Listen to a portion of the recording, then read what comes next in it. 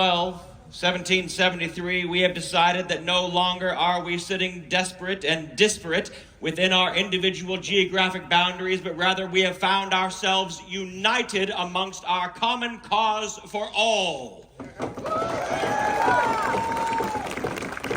I have here in this satchel a new resolution that these problems that we are all facing, this problem that happened in Boston in 1770 with the murder,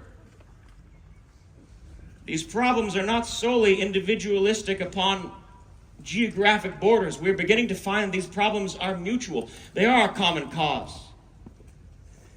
And what we hope to do today, March 12th, 1773, is to begin to unify us. This resolution creates a committee of correspondence. For the first time on our continent, for the first time on this soil, we are beginning to unify, beginning to converse with one another and say that Massachusetts problems are not Massachusetts problems solely. The Virginians' problems are not Virginians' problems solely. We're beginning to find this common cause amongst us. And dare I say it, we are beginning to find ourselves united.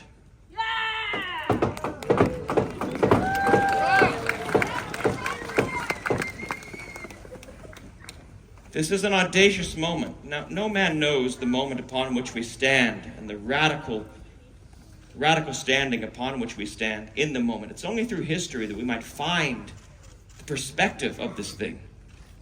And I would hope that if this cause, this committee of correspondence doesn't work, if this committee in ink doesn't work, that Virginia will again stand at the leader, at the spear front, at the vanguard of this cause, and let us say, perhaps hypothetically next year, Virginia is going to call for a continental-wide Congress.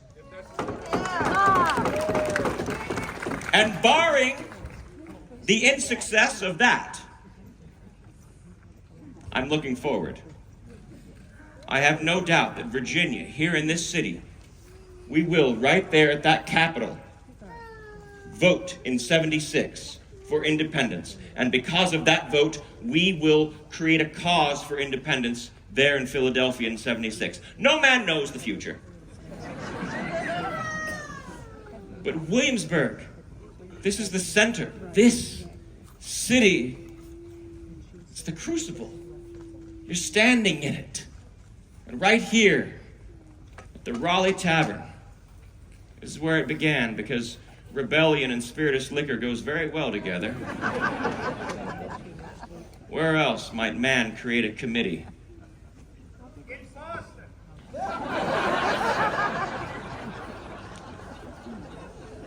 Indeed, we have Boston to thank for a great deal.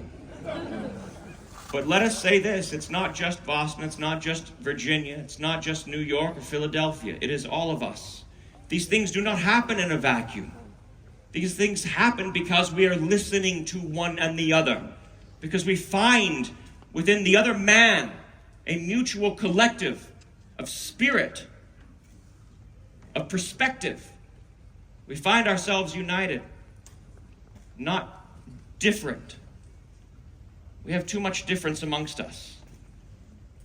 We have too much partisan politic. We have too much distinction of the splitting of a hair between policy and platform. How glorious would it be to find ourselves as one? E pluribus unum. That's a good phrase. We should remember that.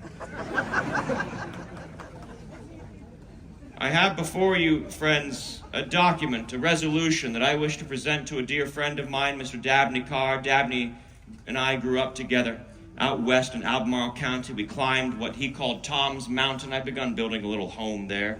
Maybe it'll be something someday. Dabney and I said that whoever dies first, the survivor will bury the deceased right there under our favorite oak tree where we read philosophy and poetry and the histories of Scotland and England and Homer. And I can think of no greater honor to give my dear friend Dabney Carr than to read this resolution to unite us under these committees of correspondence, for the first time uniting mankind on this continent, than to my dear friend Dabney Carr, who happens to be now married to my sister. So, friends, I'll end with this. Williamsburg is uncanny, and I mean this. We have an uncanny ability here in Williamsburg to talk about all the subjects that you're not supposed to speak of during Thanksgiving dinner. We talk about religion, we talk about politics and slavery, we talk about states' rights versus federal rights, and judicial review and constitutionality of law and Marbury v. Madison. We talk about every subject that is taboo during Thanksgiving dinner, and yet here in Williamsburg we do so, and we can have a difference of opinion and still remain friends. And wouldn't that be something nice to hold in the future?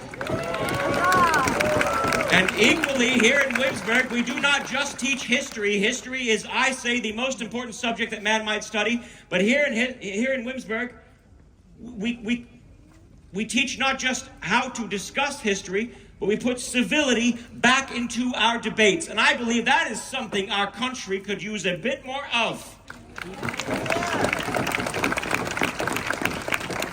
We do this every day in Williamsburg. Every day. And we hope to do so tomorrow, and tomorrow, and tomorrow, so says the great bard. So tomorrow, if you find yourself uncertain of what to do, if you find yourself uncertain of where you stand, or what you might do, or should do, or could do, if you find yourself uncertain of what we have been, so that you might place yourself on stronger footing for the future, I hope that you know that our gates are always open to you. Always. Always. You are always welcome here in Williamsburg. Here we have enlightened conversation. Here in Williamsburg, we have the opportunity to move mankind forward. And here in Williamsburg, I don't know, maybe it's important to teach this stuff in the future. Yes? Will you remember this day in 10 years?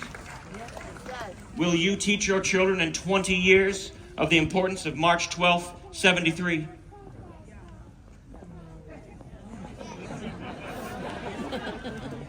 Will your children teach their children?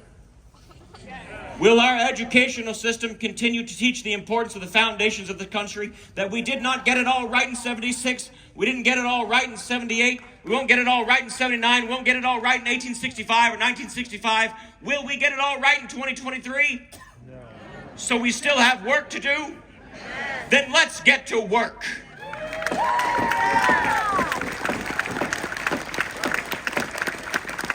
This is the power of conversation. This is the power of history. This is the power of this city. We bring together amalgamated minds, and together we might move forward to find some common cause for all. Well, by God, today is going to be the day. I believe it. And I believe in you, and by you being here, it gives me great hope. So without further ado, I realize I've not made an introduction. You have no idea who I am. I could be Patrick Henry. Nay. No. My name is Thomas Jefferson of Albemarle County. It's a pleasure.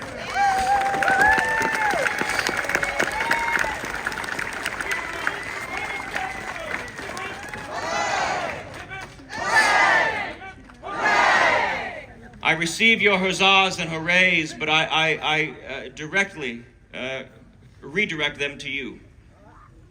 This new thing can only be devised and created and coerced to a new direction by you. So I have great hope that you're here, and I have great hope that we continue these conversations. Until we meet again, I am ever your humble and most obedient servant, Thomas Jefferson. Welcome to Virginia. We are all now Americans.